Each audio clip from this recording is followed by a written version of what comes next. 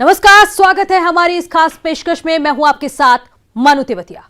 कभी इन्हीं बीहड़ों में डाकुओं का बसेरा था। पूरा चंबल इनके आतंक से कांपता था। वो लूटते थे, वो मारते थे, फिर इन्हीं बीहड़ों में गुम हो जाते थे। लेकिन एक दिन बदले की आग में जलती हुई एक बीहड़ से बाहर आई थी दस्यु सुंदरी फूलन देवी। फिर उसने खेली थी खून की होली और देश ने देखा था सबसे बड़ा नरसंहार, जिसे कहते हैं बेहमई कांड।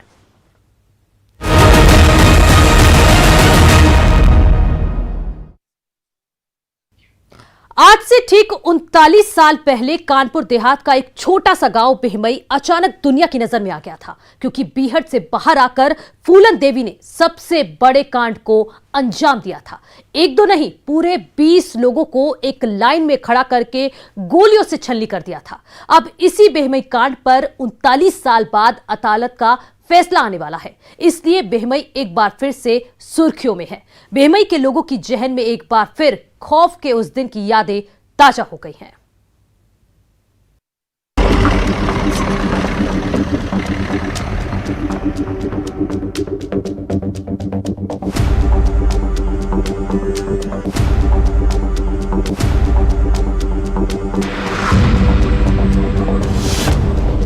फूलन देवी पर सबसे बड़ा फैसला।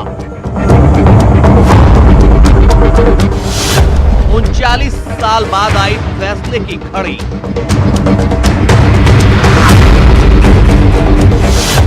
बेहमई नरसंहार का होगा हिसाब।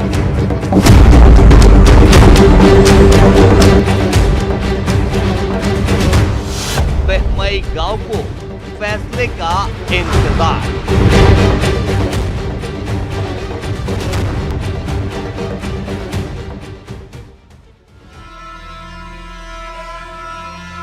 इंतजार करते करते एक दो नहीं, पूरे 39 साल गुजर गए हैं। जी हां, ठीक सुना आपने, एक कम 40। 39 सालों तक इंसाफ का इंतजार करते करते ये आंखें पथरा गई हैं। कईयों ने अपनी बीनाई खो दी है, लेकिन फिर भी अदालत से मिलने वाले इंसाफ का आज भी इंतजार है। इन पथराई आंखों को गौर से देखिएगा तो नजर आएगा कि 39 सालों तक रोते रोते इनकी आंखों के आंसू भी अब सूख गए हैं। मार दे, चली आई, मार दे। आपके घर से भी कोई हाँ, हमारे घर से बहुत आदमी मरे। कौन कौन मारा? कौन कौन मारा गया आपके घर से? खून खानदान को रिश्तेदार? भाई से मरे हुए। क्या नाम था? दो श्रीराम शिवालिक, एक भतीजा, एक चाचा। तो एक परिवार में कितने आपके रिश्तेदार मर गए इसमें? रिश्तेदार भैया काका मर गए, रिश्तेदार का मर गए। खून खानदान कितने लोग मर गए? ये मर गए सब हमारे खानदान ही चलू गए, सब एक ही खानदान है। बेहमई गांव के इस बुजुर्ग ने 39 साल पहले हुए उस नरसंहार में अपने परिवार के 7 लोगों को एक साथ मरते देखा है। मौत का वो खूनी मंजर आज भी इन लोगों के जहन में किसी कयामत के दिन की तरह तरोताजा है।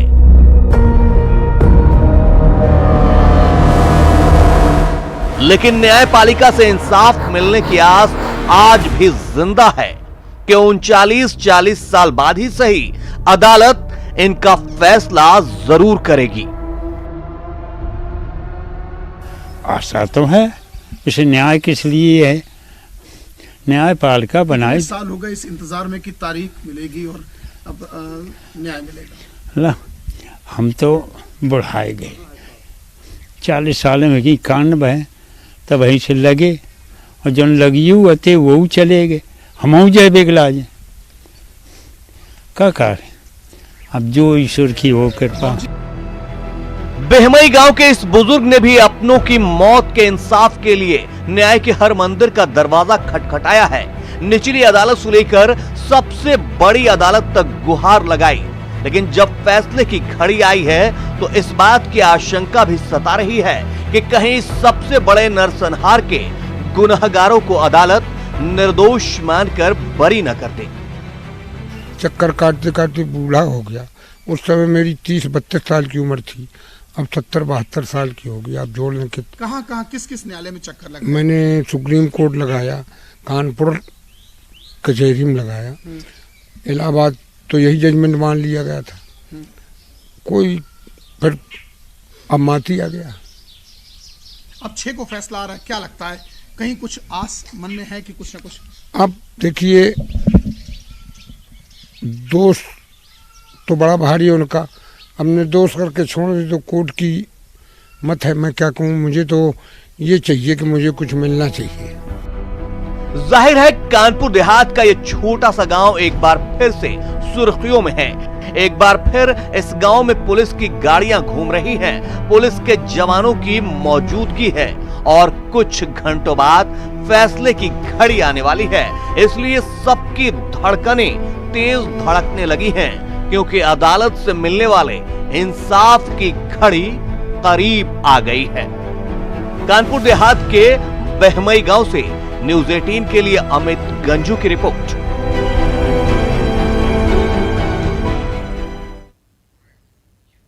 तो सवाल यह है कि आखिर क्या हुआ था 14 फरवरी 1981 के दिन?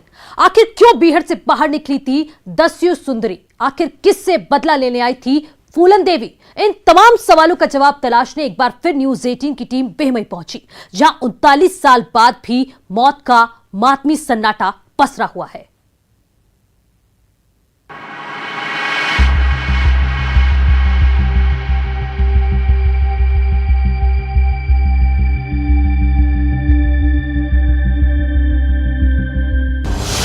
उनचालीस साल पहले क्या हुआ था?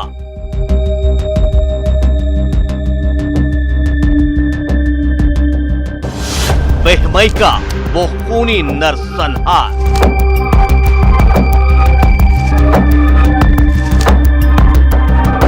चौदह फरवरी 1981 का पूरा सच। बेहमई में हुआ था खूनी खेल।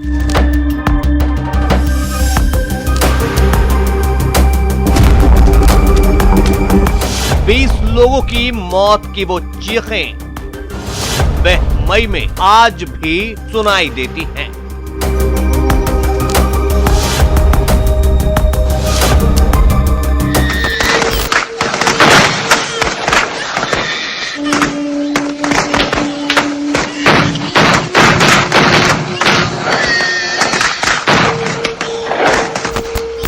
फूलन देवी का कहर कुछ इसी तरह बेहमई गांव पर बरसा था।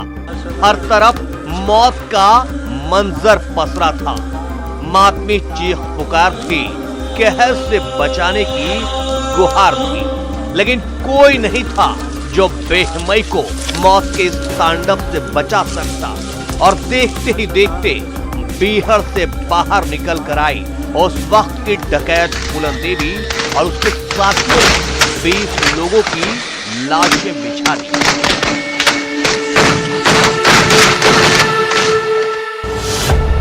तारीख थी 14 फरवरी 1981। जगह था कानपुर देहात का छोटा सा गांव बेहमई। गुनाह हुआ था 20 लोगों की हत्या का। 39 साल पहले हुए नरसंहार का सच एक बार फिर दुनिया के सामने लाने न्यूज़ 18 की टीम उसी बेहमई गांव में पहुंची, ताकि हम 39 साल पहले हुए सबसे बड़े नरसंहार की पूरी पड़ताल कर सकें, देश को एक बार फिर बता सकें कि आखिर 14 फरवरी 1981 को हुआ क्या था। इस सबसे बड़े नरसंहार की वजह क्या थी?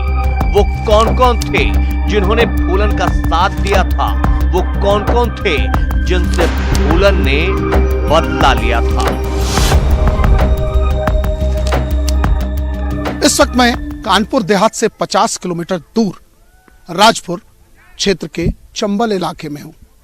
इस गांव को बेहमई कहते हैं। बेहमई गांव का नाम शायद 1980 के दशक तक कोई ना जानता रहा हो, मगर 1981 में एक ऐसी घटना हुई जिसके बाद से इस गांव का नाम पूरे देश में सुनाई देने लगा। सड़क से लेकर संसद तक बेहमई कांड की गूंज सुनाई देने लगी। आखिर उस रात हुआ क्या? उसको जानने के लिए आज न्यूज 18 की टीम इस गांव पहुंची है। कुछ लोगों से हम बात भी करेंगे और जानने की कोशिश करेंगे कि वास्तविकता थी क्या। गांव में दाखिल होते ही खौफ के वो निशान आज भी दिखाई दे रहे थे। खंडहर बन चुके मकान 39 साल पहले हुए खूनी खेल को ऐसा लग रहा था जैसे बुत बनकर देख रहे हो। 2020 में भी 1981 वाली तस्वीर दिखाई दे रही थी। हम बेहमई गांव में अंदर दाखिल हुए तो किसी आस की तलाश करती पथराई बूढ़ी आंखें दिखाई दी जो शायद कुछ कहना चाह रही थी।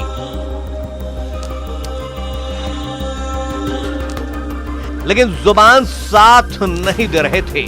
शायद कुछ पूछना चाह रही थी, लेकिन जहन में सवाल की जगह खौफ से भरी यादें जिंदा थी जो सवाल करने से रोक रही थी। लेकिन जब बातों का सिलसिला शुरू हुआ तो फिर सारी यादें एक बारगी फिल्मी सीन की तरह सामने आने लगी। अब दुख नहीं होता, आंसू पल पल गिरते जब सोचता हूँ मैं पढ़ रहा तो आंसू तर तर गिरा। अब क्या करें, बेबस हैं, दिखात है नहीं, चलो जात नहीं, अब काम की रही। जब वो दिन आता याद आता अब याद आती तो बस आंसू आओ खूब बन के पूरा परिवार चलोगो, एक चलो 22 आदमी चलेगी, एकदम के दशा कर दी गांव की। गोली से मारी यार सबको। तो किसी ने बचाने की कोशिश नहीं की? बचाए को जब लोग PIC आई तो लोग भाग भूग गए। मिलानपुर में PIC टिकी तो लोग आई तो लोग भाग भूग गए। अब हमें उस जगह पहुंचना था जहां कहा जाता है कि एक टीले पर खड़ा करके एक साथ 20 लोगों को फूलन ने मौत के घाट उतार दिया था। हालांकि अब वहां टीला तो नहीं है, मकान खड़ा हो गया है, लेकिन मरने वालों की याद में बना शहीद स्मारक गांव वालों को खौफ के उस दिन की हर पल याद दिलाता रहता है। इस वक्त मैं उस स्थान पर खड़ा हूं जहां निहत्थे और निर्दोषों पर गोलियां बरसाई गई थी। हालांकि वक्त बदला, समय बदला, अब तो यहां टीले रहे नहीं, मकान बन गए, लेकिन लोगों ने इस जगह को शहीद स्मारक बना दिया। क्योंकि जिस प्रकार से इन ग्रामीणों को बुला के इसी टीले के पास जहां इस वक्त मकान बड़े बड़े बन गए हैं, लोगों ने टीले तोड़ के मकान, तो ठीक सामने ग्रामीणों ने एक शहीद स्मारक बना दिया जहां 14 फरवरी 1981 दिन शनिवार को शाम 4 बजे निहत्थों पर गोलियां चलाई गई डाकुओं द्वारा। अगर नामों की बात करें तो 1 से लेकर 20 तक नाम अंकित हैं। अब गांव में कुछ ऐसे लोगों की तलाश थी जिन्होंने अपनी आंखों से खौफ का सारा मंजर देखा था, जिन्होंने उस नरसंहार में अपनों को खोया था।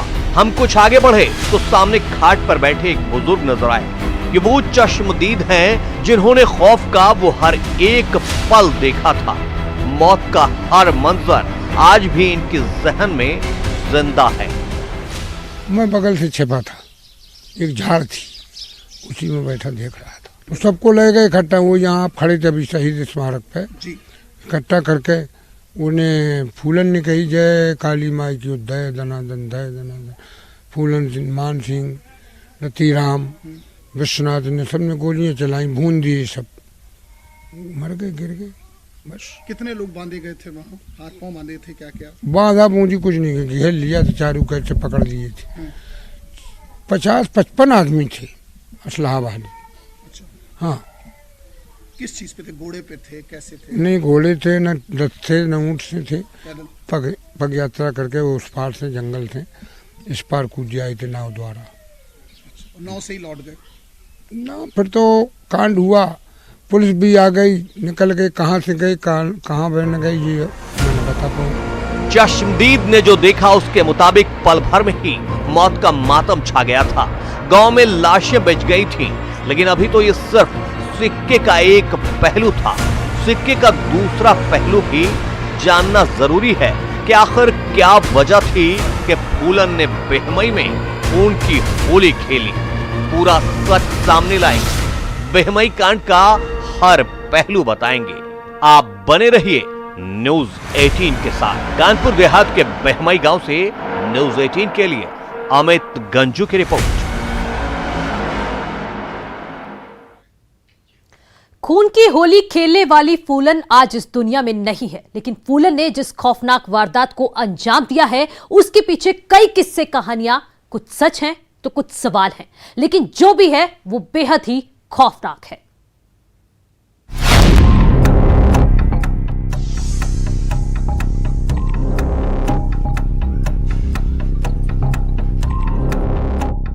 इस कुएं को गौर से देख लीजिए, क्योंकि बेहमई गांव के इस खंडरनुमा कुएं की कहानी के तार भी जाने अनजाने बेहमई के सबसे बड़े नरसंहार से जुड़े हैं।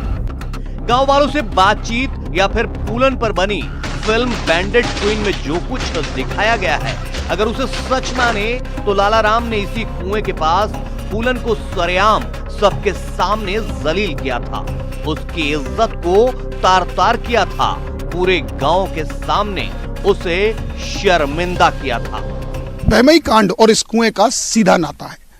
लाला राम ने फूलन देवी को इस गांव में जब निर्वस्त्र होके घुमाया और उसके बाद इस कुएं के पास लाया, ऐसा लोग कहते हैं कि इस कुएं में उन्हें धकेल दिया गया था। 3 घंटे तक वो इस कुएं में रही। उस शर्मिंदगी को झेलने के बाद फूलन बदले की आग में जल रही थी और तभी से उसने ये तय किया कि बेहमई ने जो जिल्लत उसे दी है वो उसका बदला लेगी। फिर 14 फरवरी 1981 का वो खूनी दिन आया। पूरा गांव जिस दिन लहू से लाल हो गया था, तो क्या फूलन के साथ इस गांव के कुछ दबंगों ने गलत किया था? हमने जानने की कोशिश की कि आखिर क्या वजह थी इस सबसे बड़े नरसंहार की। तो गांव वाले कुछ अलग ही कहानी बयां कर रहे हैं। कोई नहीं, दोनों डकैत, दोनों गैंग, 2 गैंग थे, एक मल्लाव गैंग, एक ठाकुर गैंग। उन्हीं में 2 महिलाएं थी, उन्हीं के जरिए पार्टी बन गई। तो कभी ये आ जाते थे, कभी वो आ जाते थे। जंगल का गांव। ये कौन?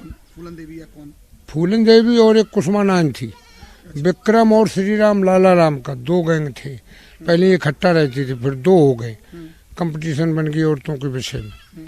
उसी में पक्षपात हो गया कि यहाँ तुम खाना देते हुए कहते थे तुम खाना देते, उसी हिसाब से मार मूर दिया है, बाकी कुछ नहीं। आप तो दुनिया चलाए हैं, दुनिया में घूमे हैं। अब ये 3-4 लोग असलाहधारी हैं, अगर गांव में विवाद होने लगता है तो उनको भी विवाद शांत हो जाता है, पुलिस को देख ली। और वो तो 55-60 आदमी असलाहधारी रहते थे। क्या उसके साथ बलात्कार हो सकता है? हरदम किसी की बाबा, लड़का, नाती, सबका बलात्कार दिखा दिया, तो वो तो अपनी बचत के लिए उसने कहा। हमने एक चश्मदीद की बात तो सुन ली, लेकिन ये जो कुछ बोल रहे थे क्या वो सच है? इसकी भी पड़ताल करनी जरूरी थी।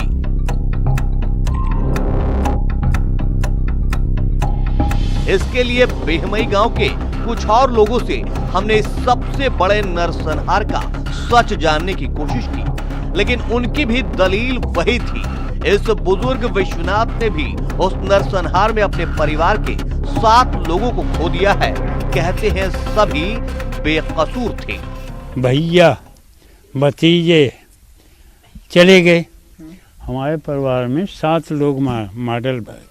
कोई दोष था उनका कि निर्दोष मर गए? नहीं, निर्दोष, कोई दोष नहीं। ये तो कह देते हैं कि उसके साथ में सामूहिक बलात्कार। वही बाप है, बेटा है, नाती है, कोई कर सकता है ऐसी बात? और बलात्कार की बात चल रही थी? नहीं, वो दिखाई गई है। किसकी? अरे फूलन की बात कह रहे हैं ना, लेकिन ऐसा हो ही नहीं सका। ऐसी कोई बात नहीं हुई ना भाई, कबहू ना। तो फिर क्या मान लें कि गांव वाले जो कुछ बोल रहे हैं वही सच है?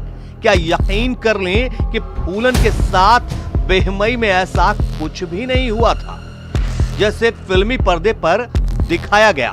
मान लें कि यह बेइज्जती की आग में लिया गया बदला नहीं, बल्कि चंबल के 2 डकैतों के गिरोह की रंजिश का नतीजा था, जिसने बेहमई के 20 गांव वालों को मौत की नींद सुला दिया।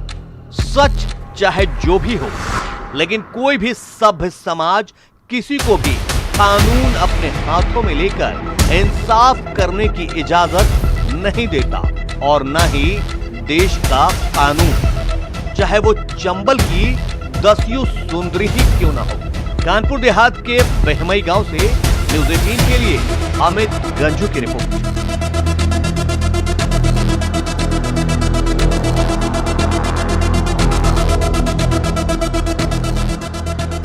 के बाद स्वागत है आप सभी का। एक बार फिर पहाड़ों में हुई बर्फबारी का असर दिखने लगा है। कई जिलों में पहाड़ियां सफेद चादर में लिपटी हुई हैं। रिपोर्ट देखिए।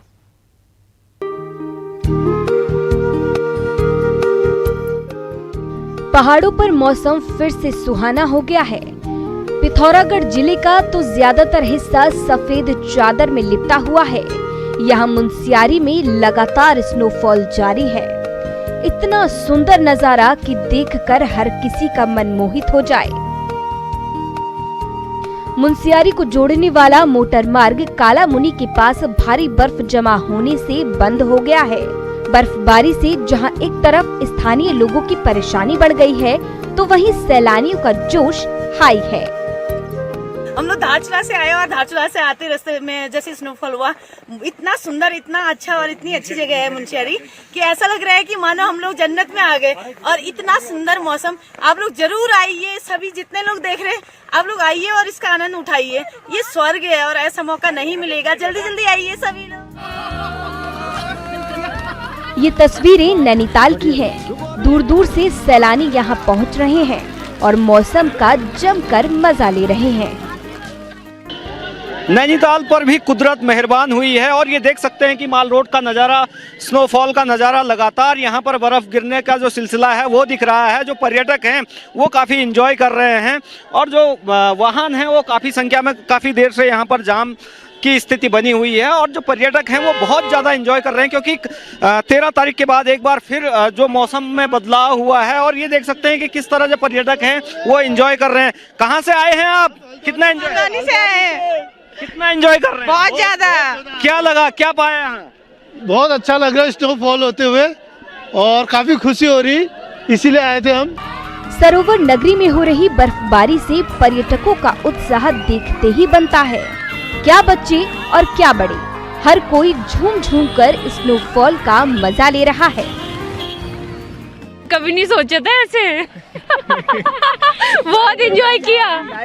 ये फर्स्ट रही लाइफ में और हम ऐसा कुछ नहीं सोच के आए थे कि हमें स्नोफॉल मिलेगी, बट ये जितना सोचा था उससे बहुत ज्यादा मिला हम लोगों को। तो हमारी पूरी टीम बहुत खुश है।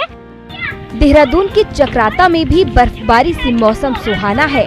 ऊंचाई वाले इलाके लोखंडी, कोटी, कनासर और खडम्ब में बर्फबारी जारी है, जिससे पर्यटकों के चेहरे खिले हुए हैं। बर्फबारी में सैलानी जमकर एंजॉय कर रहे हैं। सर हमें यहाँ पे बहुत अच्छा लग रहा है। जब हम लोग नीचे से आ रहे थे तो धूप थी, हमें लगा शायद स्नोफॉल नहीं होगी, बट हम जैसे ही ऊपर आते गए तो स्नोफॉल धीरे धीरे होती रही और हमें यहाँ पे लोखंडी में आके बहुत ज़्यादा मज़ा आ रहा है। बहुत अच्छा फील हो रहा है हमें। और अब बात टिहरी जिले की। कहीं फोटो खिंचाई जा रही है तो कहीं सेल्फियां ली जा रही हैं। रोजमर्रा की जिंदगी से दूर सुकून की तलाश में लोग टिहरी के धनौल्टी में पहुंच रहे हैं। आसमान से गिरती ठंडी बर्फ लोगों को अलग ही सुकून दे रही है।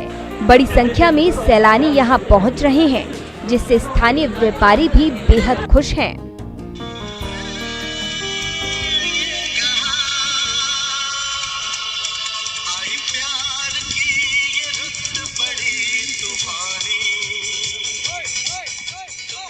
कुछ बदला या नहीं बदला, लेकिन चमोली का मौसम जरूर बदल गया। ऊंचाई वाले इलाकों में बर्फबारी से तापमान माइनस में चला गया है। वहीं बद्रीनाथ, हेमकुंड और औली में रुक रुक कर बर्फबारी जारी है। जहां भी नजर दौड़ाइए सिर्फ बर्फ ही बर्फ नजर आएगी। कड़ाके की ठंड और भारी बर्फबारी के बीच सैलानियों का जोश हाई है। लोग जमकर स्नोफॉल का मजा ले रहे हैं। धरती पर स्वर्ग का एहसास कराती ये तस्वीरें बेहद खूबसूरत हैं। यही कारण है कि उत्तराखंड सैलानियों की पहली पसंद बना हुआ है। Bureau report,